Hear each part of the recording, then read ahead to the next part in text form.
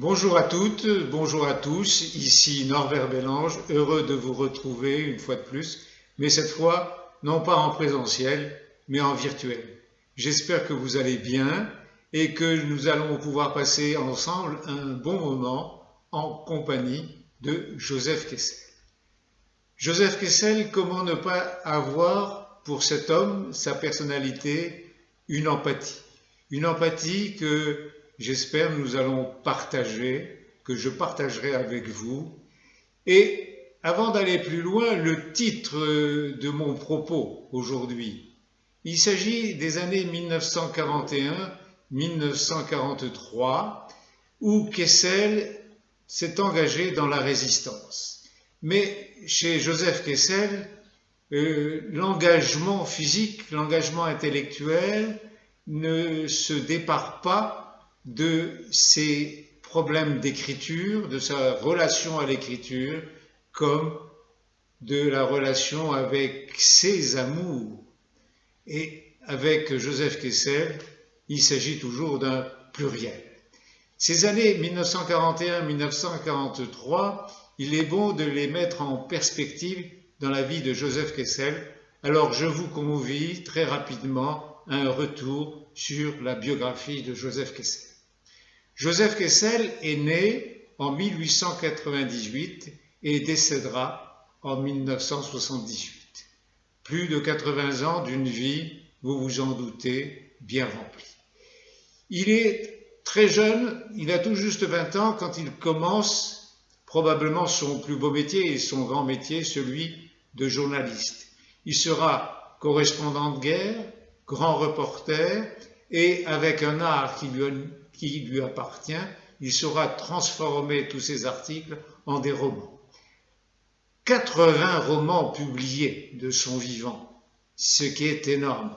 Et parmi ces 80 romans publiés, je voudrais simplement vous rappeler quelques titres que vous connaissez certainement. Je pense à Belle de jour, dans le film de Louise Buñuel avec Catherine Deneuve. Je pense aux Captifs, je pense aux Cavaliers, je pense à L'Armée des ombres dont on parlera un peu plus tard, et bien entendu l'incontournable Le Lion. Mais revenons à cette année 1941 où Kessel s'engage en résistance. Il faut rappeler quelques éléments qui le mettent en relation directe avec son vécu. J'entends par là 1914-1918, Joseph Kessel est un volontaire et il s'en va donc participer à cette Première Guerre mondiale d'une manière tout à fait singulière. Puis viendra le temps des grands reportages. Il y en est un qui va compter énormément dans sa vie, c'est celui de 1933. Son journal l'envoie à Berlin. 1933, je me permets de vous le rappeler, c'est l'arrivée d'Hitler au pouvoir. Et lorsque Kessel est à Berlin, il a compris tout de suite que cette Europe est en train de basculer vers quelque chose, pour employer une expression un peu triviale, qui risque de ne pas sentir bon dans les années qui vont suivre. Une autre date, toute proche cette fois de 1941, c'est la palissade 1940. Deux éléments essentiels qui vont compter pour Kessel. Et avant de signaler ces deux points, rappelez un fait singulier peu connu de l'histoire de Joseph Kessel. Joseph Kessel, comme beaucoup de Français de l'époque, ont eu une tendresse, je mets ce mot entre guillemets, pour le régime de Vichy. Mais très vite, Kessel s'est aperçu qu'il s'était en quelque sorte fourvoyé et, si vous me passez l'expression, il change son fusil d'épaule et rejoint en quelque sorte les rangs de la résistance. 1940, c'est d'abord mai 1940, l'armistice, ce fameux armistice qui, pour le grand historien Marc Bloch, est significatif d'une étrange défaite. Et un peu plus tard, au mois d'octobre 1940, il y a le fameux statut des Juifs publié par Vichy. J'allais dire, c'en est un peu trop pour Kessel, et arrive l'année 1941 et son entrée dans la résistance. Cette résistance, il va la vivre sur un théâtre de jeu qu'il connaît bien, sa Côte d'Azur, la Côte d'Azur au sens le plus large du terme, c'est-à-dire depuis Monaco, en gros jusqu'à Marseille, ce qui fait un cadre bien plus large. Dans ce cadre-là, Joseph Kessel se trouve chez lui. Il faut rappeler qu'il a habité, vécu à Nice, plus particulièrement chez ses parents à la rue Aubert, qu'il est allé au lycée Masséna avec son jeune frère, qu'il a côtoyé bon nombre de ses amis qui s'appellent Jean Cocteau, Colette ou Moïse Quisling, qu'il invite dans sa villa de Sanary-sur-Mer près de Bandol. C'est là où Kessel, aussi à Nice, à l'hôpital de Simier sur les hauteurs de Nice, où il va rencontrer les premières gueules cassées, la première histoire, ses premiers accrocs avec la guerre de 14-18. C'est un moment extrêmement important parce que c'est là où la vie commence à planter dans le cœur et dans la chair de Joseph Kessel un certain nombre de ses échardes, mais aussi un certain nombre de ses amours. Là, il faudra bien que Kessel se mette en route et aille à la rencontre de ce que fera sa vie, de ce que sera sa vie, pardon. Voilà donc un peu le cadre. C'est là où il aime se baigner, sur cette Côte d'Azur. La baie des Anges, c'est là où il abrite un certain nombre de ses jeunes amours, etc. Et c'est dans ce cadre-là, très large, très beau, très coloré, que Joseph Kessel fera ses premières armes de résistant. Pour l'occasion, il va juste un tout petit peu changer de nom, et Joseph Kessel ne sera plus que Joseph Pascal. Il va participer au réseau CART. Ce réseau CART est l'un des plus grands mouvements de résistance sur la Côte d'Azur. J'évoquais tout à l'heure la ville de Monaco. C'est là où Kessel va faire ses premières armes, en quelque sorte de résistant. Il est au courant que l'une des familles juives qui vit à Monaco est en danger. La Gestapo est sur les dents et il faut, comme l'on dirait aujourd'hui, exfiltrer cette famille. Il s'agit de la famille de Normanstein. Normanstein est un bourgeois juif d'origine suisse et il faut faire vite, tout simplement parce que, encore une fois, la Gestapo est sur le coup de s'emparer de cette famille. Kessel va participer physiquement à cette exfiltration. Il se souvient qu'il y a là non seulement le père de famille, il y a l'épouse, mais il y a aussi des enfants, et il se souvient de ce geste qui l'a marqué profondément pour le restant de ses jours, de bâillonner la bouche de cet enfant qui les accompagnait. Bref, opération réussie à la barre de la Gestapo. La Gestapo est également sur les dents et rêve en quelque sorte de coffrer ce Joseph Pascal, alias Joseph Kessel. Il faut dire que les livres de Joseph Kessel sont sur la fameuse liste Otto.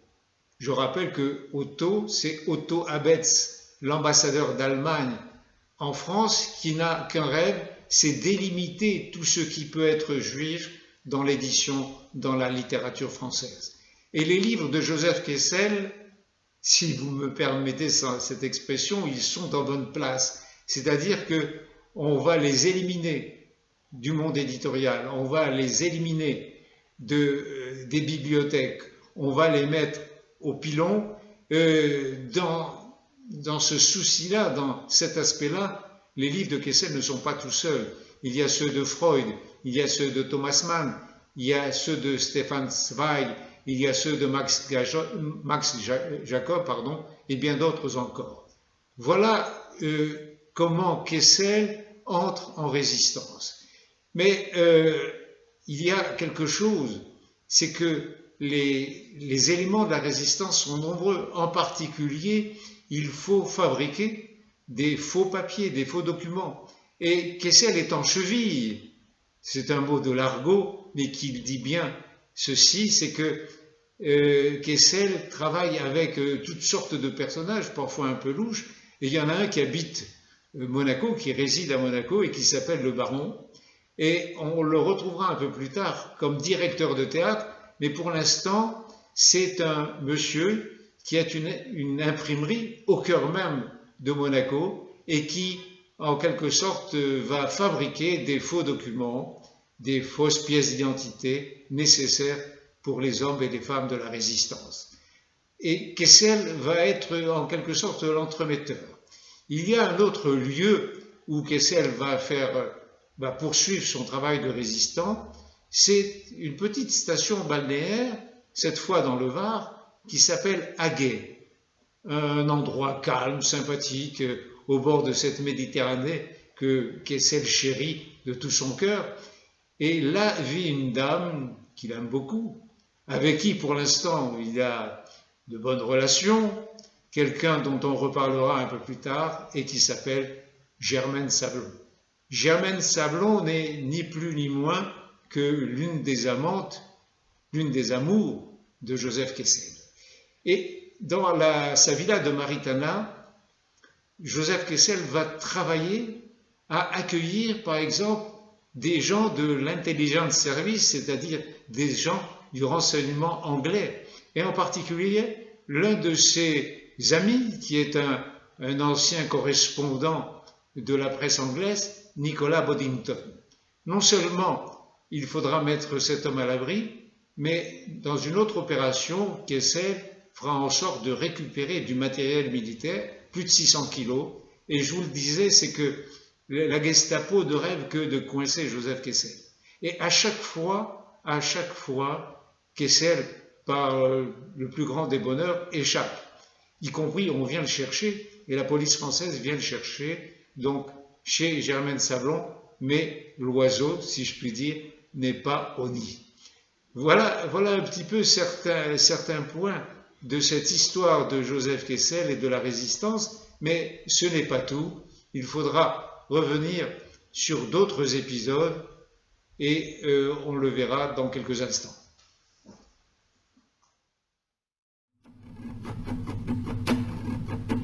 Amis, entends-tu le vol noir des corbeaux sur nos plaines? Amis, entends-tu les cris sourds du pays qu'on enchaîne? Ohé, partisans, ouvriers et paysans, c'est l'alarme. Ce soir, l'ennemi connaîtra le prix du sang et des larmes. Oui, manifestement, l'histoire de Kessel et de la résistance tient du roman d'aventure. Rien d'étonnant lorsqu'on est un romancier. Mais reprenons les choses. Tout à l'heure, j'ai évoqué la personnalité de Germaine Sablon. Germaine Sablon, à l'insu de Joseph Kessel, et pourtant ils sont amants, Germaine Sablon lui cache qu'elle appartient, elle aussi, à un réseau de résistance, et que depuis sa villa de Maritana, elle aussi participe à un certain nombre d'opérations. C'est un point que Kessel ne saura que beaucoup plus tard, avec beaucoup de surprises. Il y a un autre élément sur lequel il faut revenir, c'est le fait que Kessel va travailler avec à ses côtés un autre personnage, une autre personnalité que nous connaissons bien, qui est Maurice Druon. Au sujet de Maurice Druon, qui officiellement est son neveu, certains diront peut-être son fils, et avec qui il va écrire une pièce de théâtre qui s'intitule Mégaré.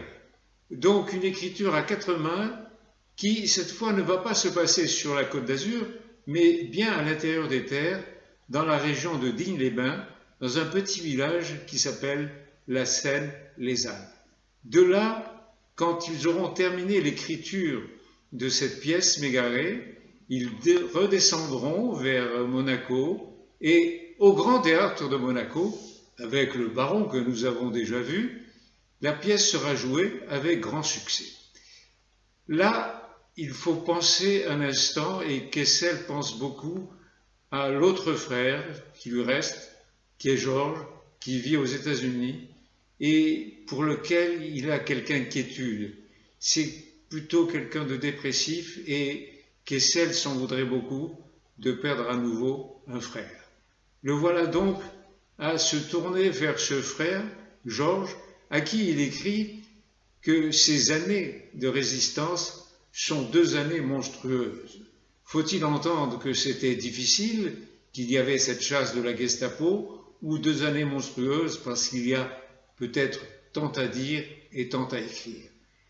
Mais il y a d'autres femmes dont Kessel va s'occuper et dont il a à s'occuper, c'est sa mère Raïssa, Katia, son épouse, et Sonia, qui sera sa dernière compagne. Mais, encore une fois, l'écriture est toujours là, et la peur de la Gestapo est là. Il faut essayer de trouver une planque, excusez l'expression, mais le mot s'impose, une planque pour au moins 2 manuscrits de Joseph Kessel. L'un s'appelle La Fontaine Médicis et l'autre s'appelle Les Baudrus. Les Baudrus seront en quelque sorte la préfiguration du grand roman que Kessel écrira sur la résistance et qu'il intitulera L'Armée des Ombres, dont on parlera un peu plus tard dans cette émission. Voilà donc la possibilité qui s'impose de trouver cette planque pour les manuscrits de Kessel. La solution est d'en confier un jeu à Raïssa, sa mère, et puis de l'autre, de les cacher.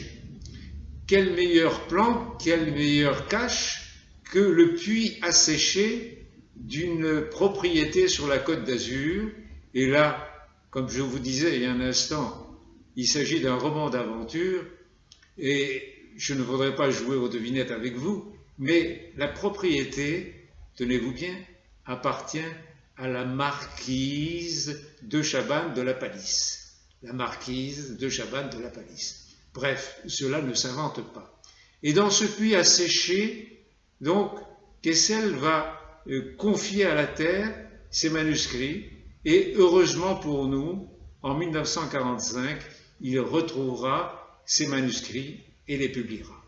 Vous voyez donc que l'aventure est partout chez Kessel lorsqu'il s'agit de la résistance. Les femmes, certaines, vont vivre à Toulon. C'est le cas de Raïssa, sa maman, et puis de Katia, son épouse. Elles vivent quasiment côte à côte sur la place d'Armes. Et pour ceux qui connaissent Toulon, la place d'Armes, c'est le cœur de la ville. Bref, un endroit que l'on pourrait qualifier de dangereux, de sensible.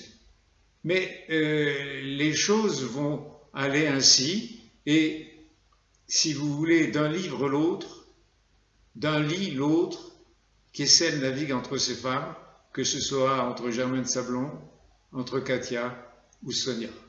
Et il y a une 4e femme qui intervient dans cette histoire. Nous sommes à la veille du 8 novembre 1942.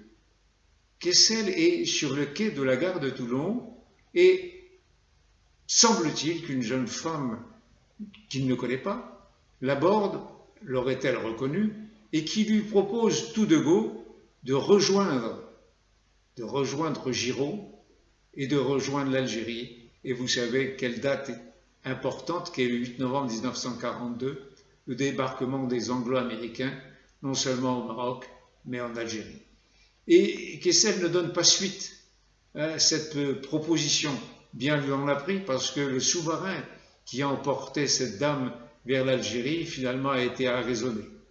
L'histoire, ici, s'arrête, et nous reverrons plus tard comment Kessel rejoindra, à la suite de De Gaulle, Alger en 1943.